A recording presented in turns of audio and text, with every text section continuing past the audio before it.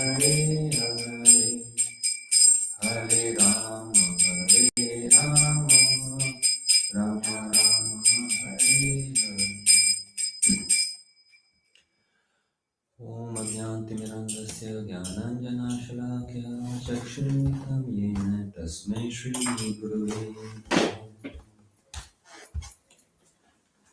Om Namo Bhagavate Vasudevaya Om Namo Bhagavate Vasudevaya Om Namo Bhagavate Vasudevaya Om Namo Bhagavate Vasudevaya Om Namo Bhagavate Vasudevaya Om Namo Bhagavate Vasudevaya. Hare Krishna. Thank you very much for giving this opportunity to serve Vedam Guru Gauranga and giving a precious time to come here at the temple. Today we'll be talking from Caritamrita Adi Lila, 5th chapter, 29th verse. We are talking about Lord glories of the Lord Krishna. यद्यपि केवल ताम्र क्रीड़ा मात्र धर्म तथापि जीवरे कृपाय करे एक कर्म यद्यपि although केवल only ताम्र his क्रीड़ा मात्र pastime only dharma characteristic function tathapi still jiver to the fallen souls kripai by the causeless mercy kare does eka one karma activity. Translation by Sri Prabhupada. Although his pastimes are his only characteristic functions, by his causeless mercy he performs one activity for the fallen souls. Now what is that activity? Comes in the next verse, 30th verse.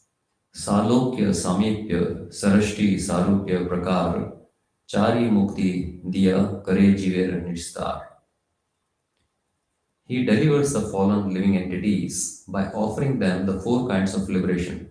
Salokya, Samipya, Sarashti, and Sarupya, purport by Srila Bhaktivedanta Prabhupada. There are 2 kinds of liberated souls, those who are liberated by the favor of the Lord and those who are liberated by their own effort. One who gets liberation by his own effort is called an impersonalist, and he merges into the glaring effulgence of the Lord, the Brahma Jyoti. But the devotee of the Lord who qualify themselves for liberation by devotional service are offered 4 kinds of liberation, namely Salokya, that is a status equal to that of the Lord, Samipya, the constant association with the Lord, Sarashti, opulence equal to that of the Lord, and Sarupya, feature like those of the Lord. 31st. ब्रह्म सायुज्य मुक्तेरताः नाहि गति वैकुंठ बाहिरे हयत sabar sthiti. Those who attain Brahma Sayujya, liberation, cannot get entrance into the Vaikuntha. Their residence is outside the Vaikuntha planets. 32nd. Vaikuntha Bahire Eka Jyotirmaya Mandala Krishnera Angera Prabha Param Ujjvala. Outside the Vaikuntha planets is the atmosphere of the glowing effulgence, which consists of the supremely bright lights from the ray of the body of Lord Krishna. Siddhalok Namatar Prakritir Para Par Chitto Sarup Tanha Nahi Chit Shakti Vikar.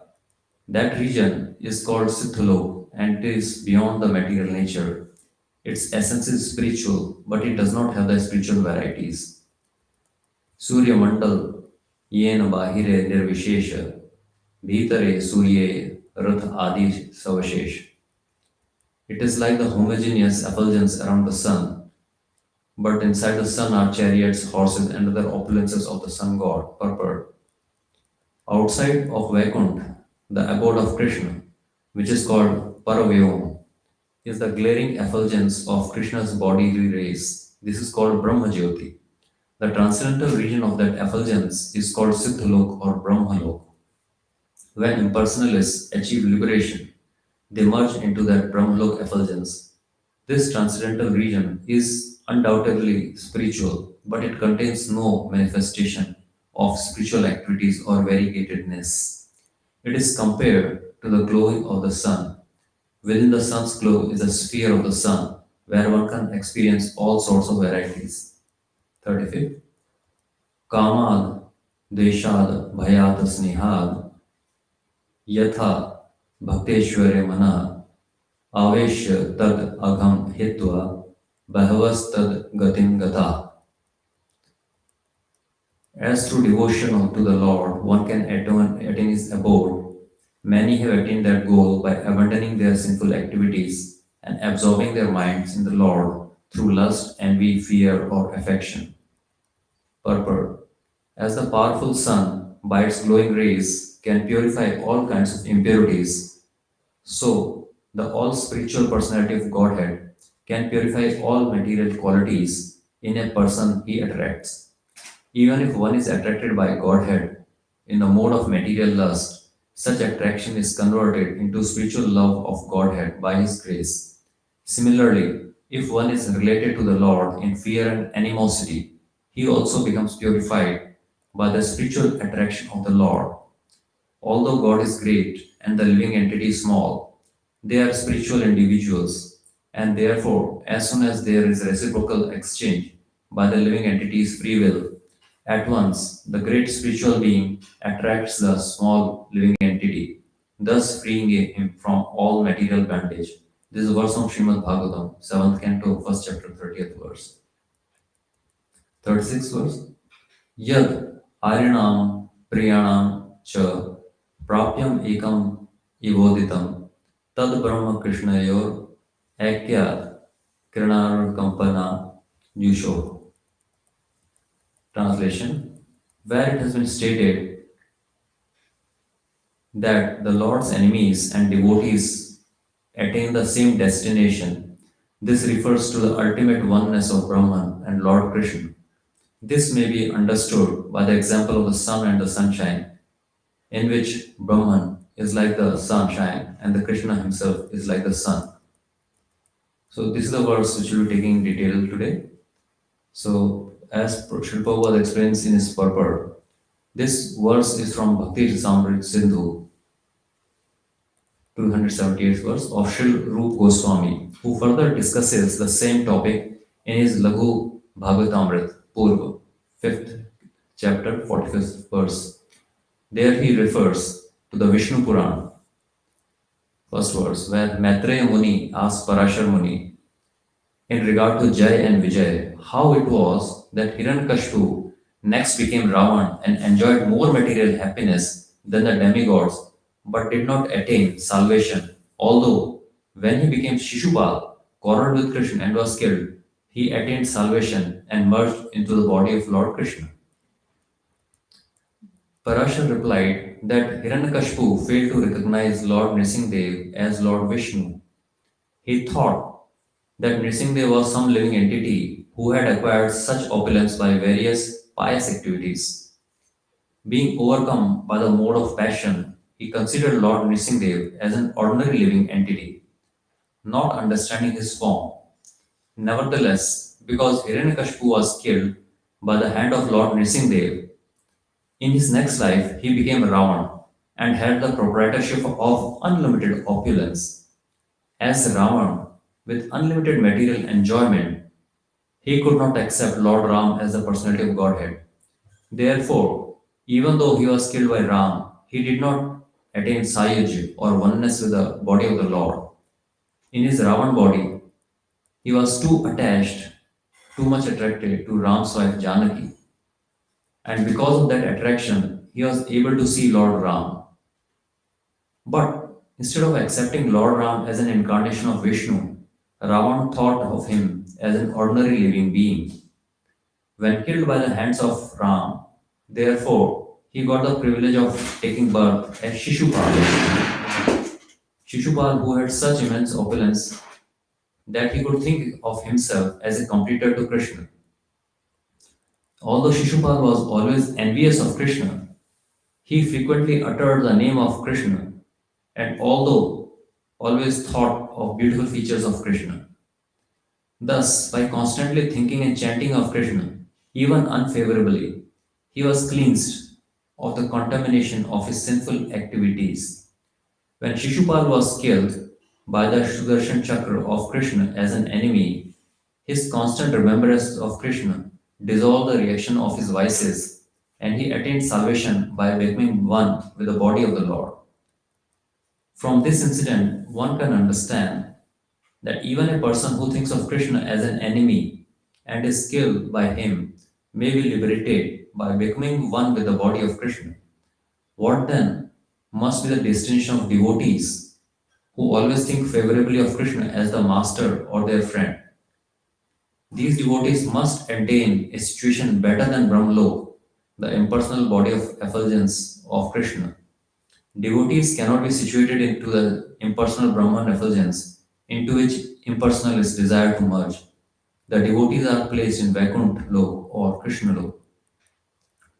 This discussion between Maitreya Muni and Parashar Muni centered on whether devotees come down into the material world in every millennium like Jay and Vijay, who were cursed by Kumars to that effect.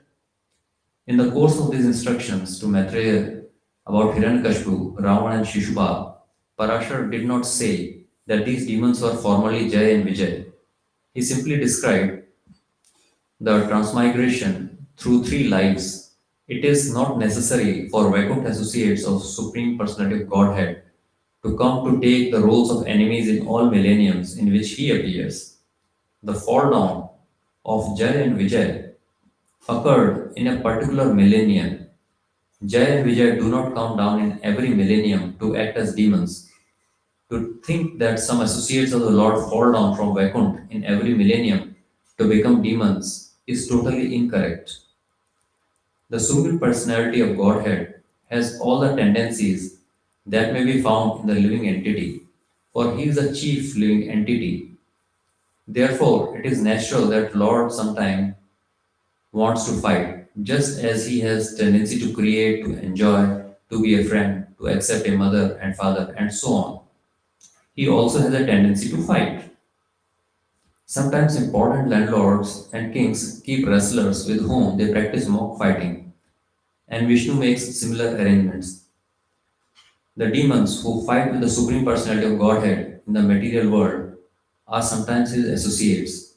When there is a scarcity of demons and the Lord wants to fight, he instigates some of his associates of Vaikuntha to come and play as demons. When it is said that Shishupal merged into the body of Krishna, it should be noted that in this case, he was not Jay or Vijay, he was actually a demon. In his Brihad Bhagavatamrita, Sri Rupa Goswami, Sanatana Goswami has explained that the attainment of salvation by merging into Brahman effulgence of the Lord cannot be accepted as the highest success in life, because demons like Kans, who were famous for killing both Brahmins and cows, attained that salvation. For devotees, such salvation is abominable. Devotees are actually in a transcendental position, whereas non devotees are candidates for hellish conditions of life. There is always a difference between the life of a devotee and the life of a demon, and they are really demons are always accustomed to being malicious towards devotees and to killing Brahmins and cows. For demons, merging into Brahman effulgence may be very glorious, but for devotees it is hellish. A devotee's aim in life is to attain perfection in loving the Supreme Personality of Godhead. Those who aspire to merge into Brahman effulgence are as abominable as demons. Devotees who aspire to associate with the Supreme Lord to render him transcendental loving service are far superior. So here we end the purport and explanation by Srila Prabhupada. So we took few verses. So summing up, what I felt was that there are two kinds of liberated souls: those who are liberated by their own effort. One who gets liberation by his own effort is called an impersonalist or non-devotee or a demon, and he merges into the glaring effulgence of the Lord and the Brahmajyoti. And others, those who are liberated by the favor of the Lord, devotees of the Lord who qualify themselves for liberation by devotional service, are given four kinds of liberation: Salokya, Samipya, Sarishti, or Sarupya. Devotees are actually in transcendental position, whereas non-devotees are candidates for hellish conditions of life. There is always a difference between the life of a devotee and the life of a demon, and their realizations are poles apart. From example given here, Maitreya Muni asked Parashar in regard to Jay and Vijay how it was that Hiranyakashipu becomes Ravan and enjoys more material happiness than demigods, but does not get salvation. Although when he becomes Shishupal, he fights and quarrels with Shri Krishna and killed, and he attains salvation and merged in the body of Lord Krishna. From this one incident, one can understand that a demon, even if killed by Krishna, if not accepting him as personal Godhead, but an ordinary living being, will not attain Sayuj or oneness with the body of the Lord. Whereas one is constantly thinking and chanting of Krishna, even unfavorably, is cleansed of the contamination of sinful activities, and he attains salvation by becoming one with the body of the Lord. What then must be the destination of devotees who always think favorably of Krishna as their master or friend? These devotees must attain a situation better than Brahmlok or impersonal bodily effulgence of Krishna. Devotees cannot be situated in the impersonal Brahman effulgence into which impersonally desire to merge. The devotees are placed in Vaikuntha or Krishna Lok as they render Supreme Lord transcendental loving service. A devotee's aim in life is to attain perfection in loving Supreme Personality of Godhead. So, as a parting note, a devotee practices loving service in one's lifetime, and once reaching Krishna in his abode, just continues service as usual. Whereas for a non devotee, it is back to the beginning, right from the scratch. So many times we come across where even devotees get anxiety that, okay, I'm trying to perform this devotional service, but what happens if I'm not able to perfect my service? Because it's something like the more one delves into the ocean of knowledge, the more the person realizes, okay, there's so much to learn and I have not learned anything. So as a devotee goes deeper into devotional life, the more the devotee realizes, okay, since I have got so much of anarthas of so many lifetimes, will I be able to complete this process or will it remain incomplete? But here, as Arjun was told and promised by Krishna, that service is never lost. That even if the person is not perfecting, depending on the life of perfection, he may come back to earth or he may go where the Krishna desires because this person is already surrendered to Krishna. So it's Krishna desire. So if that happens, so wherever the person goes in next life, it could be this lok or heavenly planets or wherever, but the devotion immediately happens to the next level. Let's say a person does up to 97% devotional life in mathematical terms. So even if it's at Krishna lok or Vishnu lok or wherever he had desires, from 97% onwards he start progressing. And once my counselor had told me in India that we are always as devotees practicing and praying to Lord Krishna. But have you ever thought that suddenly Krishna actually appears in front of you? Okay, so you are thinking about me, now what? So do you have any plan of action after that? What will you do? Okay, if you see you're praying for Krishna and if you see Krishna, then what happens?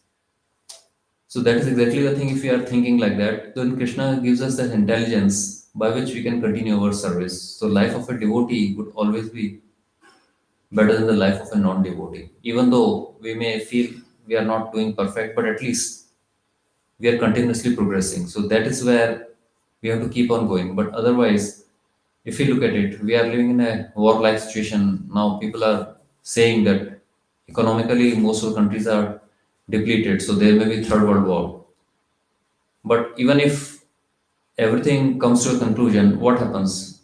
If I hated your country and you hated my country, since we are thinking totally about these countries, so next life you'll be born in my countries, my present country, and I'll be born in your country because we are consciously thinking only about that. So this is the destination of a materialistic person or a non-devotee.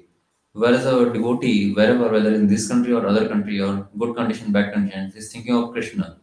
So Krishna is making sure that since he is thinking about Krishna, all his anarthas are forgotten, but he is given that sukriti from by which he can proceed further. We have got various examples in Bhagavatam also, like in Gajendra.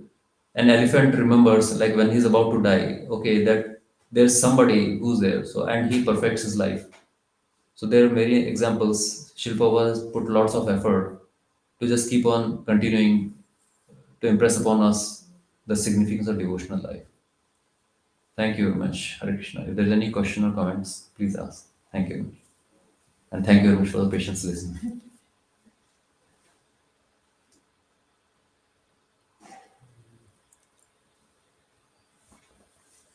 Well, I was surprised about this Prabhupada statement here. I, I never really came across, I remember at least I have read Caitanya before. But uh, when Shishupal merged into the body of Krishna, it should be noted that in this case he was not Jai or Vijay, but was actually a demon.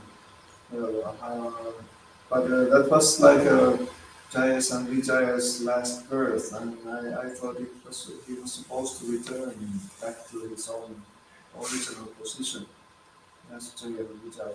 I mean, what do you think happened?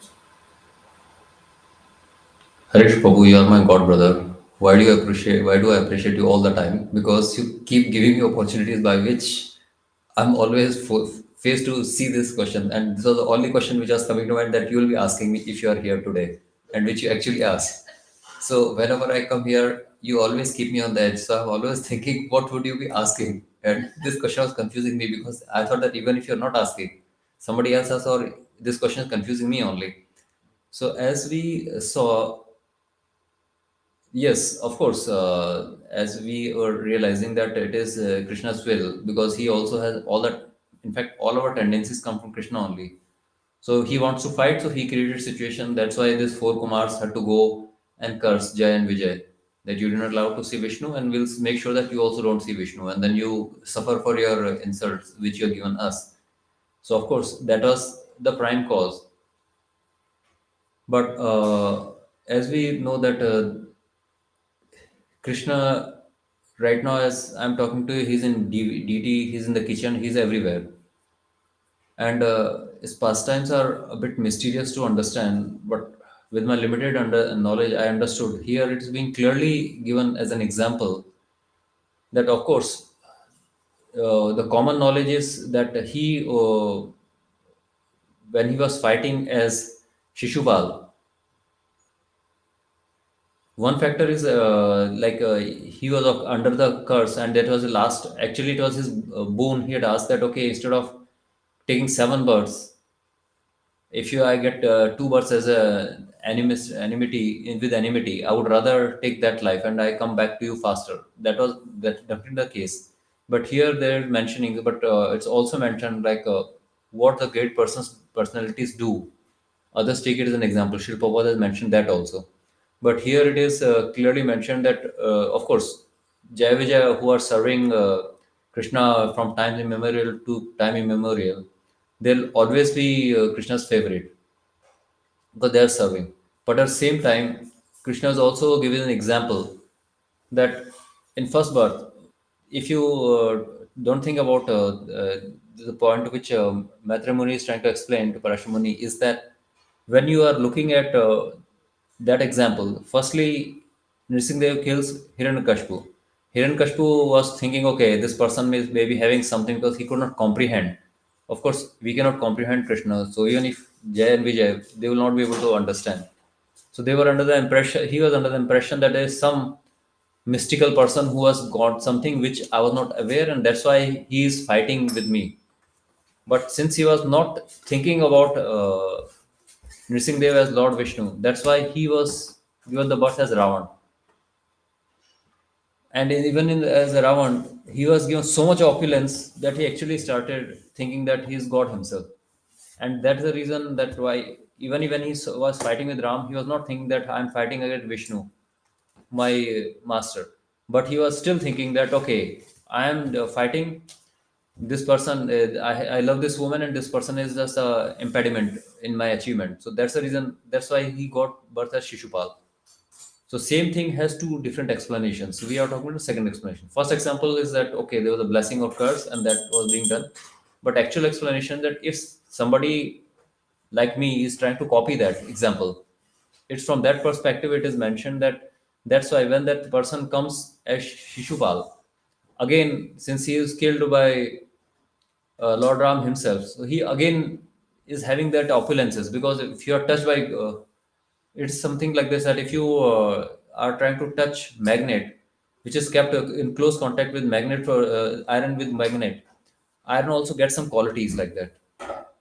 So since Shishupal as a person is being killed by personal godhead himself, so he's again going to get that qualities in every birth. He was getting those qualities. Blessing is one part, but the thing is that the very fact he was being killed by or annihilated by Krishna himself, he was always getting opulences in next life. But in this life, since he was constantly thinking, as an example, Krishna is demonstrating that since he was constantly thinking, even though as an enemy, but he was thinking about Krishna, that's why he got that freedom from this lifetime and the of curses, and he emerged in the body of the Krishna. But that was not to be actually appreciated because he was thinking with hostility. The point which Srila Prabhupada is trying to explain here is that it's better to have even hostility as long as you are thinking about Krishna. But if you are doing favorably, you will get a better life than that of a devotee who's not doing it consciously. Because Jai and Vijay at the end of the day were devotees only. They were serving Lord Vishnu or Krishna. So that's why he specifically mentioned, Shilpavad is trying to explain very clearly that this Parashumani and Matrimuni's realization, and that should be our realization.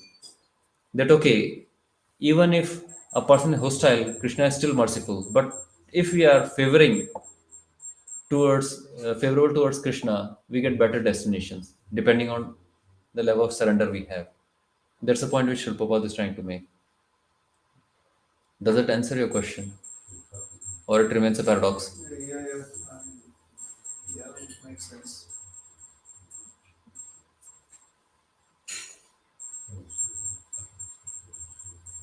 Because generally it happens that when you talk to a small child, you say, you know that this person was behaving badly, that's why this person was punished.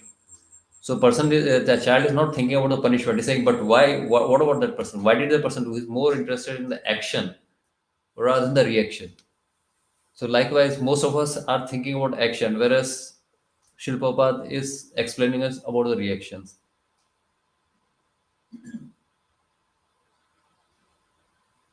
Because though it's not mentioned in literature, but there are too many literatures. Because coming from India, there are various explanations. It is said that when Ravan was dying, so this just to glorify, because he knew that he's my devotee in any case. So Lord Ram asked Lakshman, his eternal associate Lord Balram, to just go and ask, what is your realization? Again, that was for our benefit only. Like Arjun is given Bhagavad Gita discourse so that through his example, Krishna is giving us knowledge. So same way, Lakshman was asked to go and ask from Ravan, what are your realizations? So when Lakshman went near the head, Raman did not say anything. And then Lakshman said, I asked him, but he is not telling me anything. He said, well, when you want knowledge, you are seeing as a demon or the person who was harassing us, but you are not seeing that why was he like this? Why was he so powerful? So why didn't you just take a humble position and go towards his feet? So then he realized Lakshman realized that, okay, what's the message Lord Ram is giving? Because it's not that Lakshman does not have knowledge, but again, Lord Ram is using Lakshman as instrument to give examples to common masses, those who are not able to understand that, okay, even if a person looks like demoniac, he has something to offer.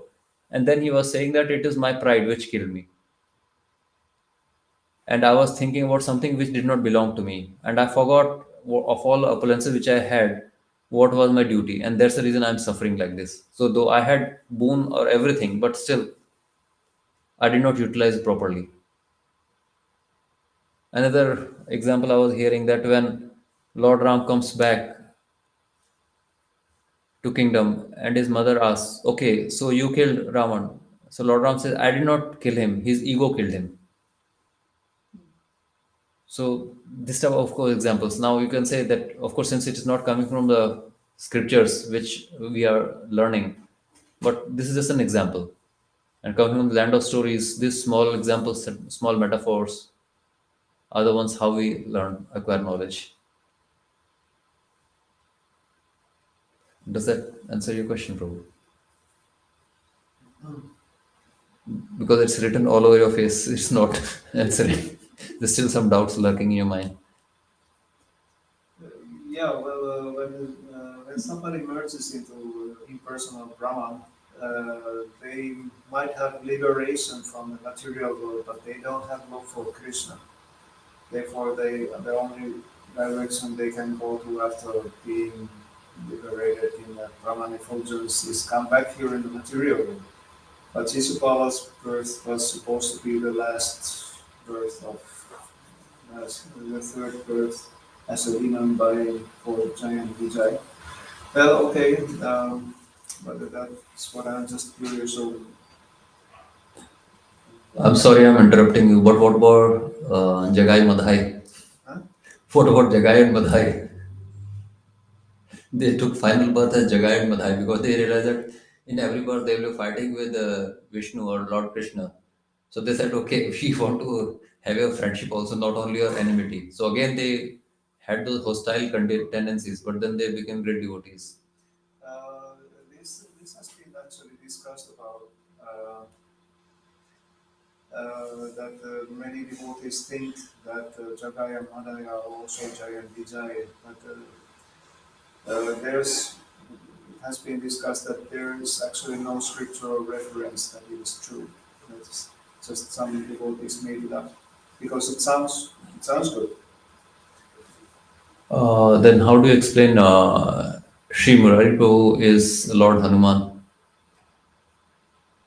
Sri Murari Prabhu is Sri Murari Gupta, who Murari. was a saint? Yeah, Well, those are fine, yeah. but is it said that the Jai and Vijay are Jagai and Madai? Is it said somewhere? Somewhere. I cannot quote that exact examples as you are rightly said because I would not like to debate on that point. Well, I've heard this claim before, but then I started hearing that there's no actually scriptural reference that Jagai and Madai are Jai and Vijay. I mean, that curse was for three birds, not four. That's exactly the thing. But at the same time, uh, we realize that that's why when I mentioned that about this Lord Ram asking Lakshman to talk with Raman, this also I have not found in our ISKCON literature in Ramayana because I have read two versions of Ramayana in ISKCON only. But at the same time, there are many pastimes which are not translated in ISKCON. And at the same time, if you realize that Srila Prabhupada, when he was about to pass from away from this life, was about to leave his body, that time he was telling to his close devotees, that disciples, that my wish is that all the Gaudi literature is translated. So there are huge amounts of Gaudi literature which is still not translated. So we are not sure whether because I can talk to you like if you want to talk to me, talk to you in Finnish, I'll be able to speak only that limited vocabulary which I have learned so far. But that does not mean that there's not much to finish. There is so much. Like once I become better in Finnish, I'll be able to compose my own literature and poems. But I'm not at that level.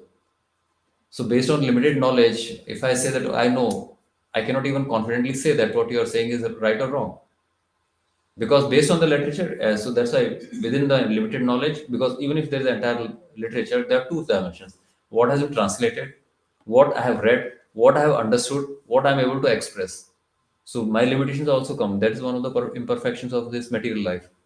Yeah, when we need to ask somebody who is Who is more better qualified than me? Yes.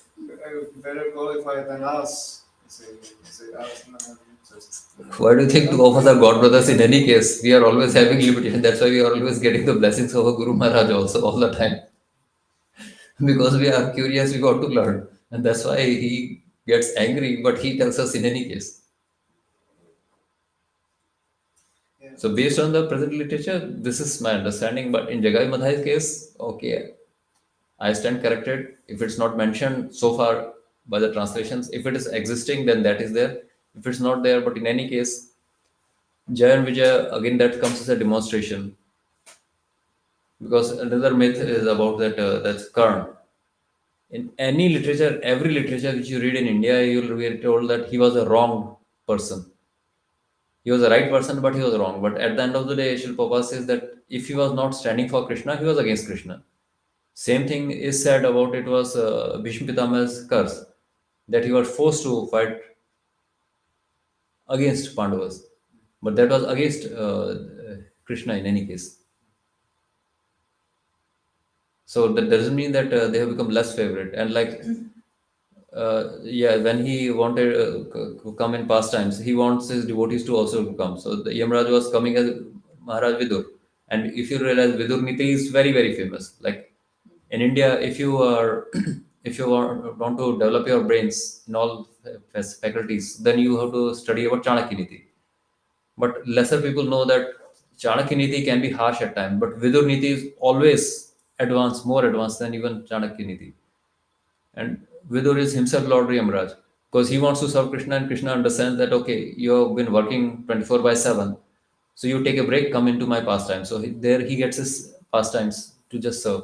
And there's another, of course, in Krishna Lila, in which he goes and meets Yamaraj that okay, you have taken away my parents. I want you to give my parents like that. There's some pastimes. So Lord Yamaraj is also getting some time to associate because Krishna understands in their heart. So Jay and Vijay, apparently they're not getting anything, but still they are there. Here we are talking about Jay only. What about Vijay? Because Vijay was somehow, because they were, if you look at their deities also, if you go in Mayapur, their temples, you'll find that Jay and Vijay are seeing of the same stature, but it's always a Jay which is always getting the better deal, and Vijay is always ignored. Like we are talking about Shishupal, but we are not talking about Dantavakra. Because in the entire character, he looks like a fool who is just talking some nonsense, then he is slapped and then he dies just like that, without anything. Shishupal is still, you feel okay, oh, he could be Raman or Hiranyakashipu in previous birth. But Dantavakra looks like absolute, what funny character. In third, like you don't even feel like, okay, I always have difficulty in remembering, okay, Dantavakra is the Vijay. So, but that is also not highlighted. But again, that's a character given. Like in this movie, you're a hero. In next movie, you're given side character. So it can be any role which Krishna is giving.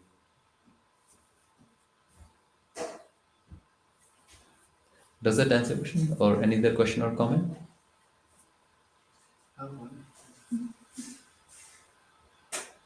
Okay, Prabhu, you. Thank you. Krishna. Space, we go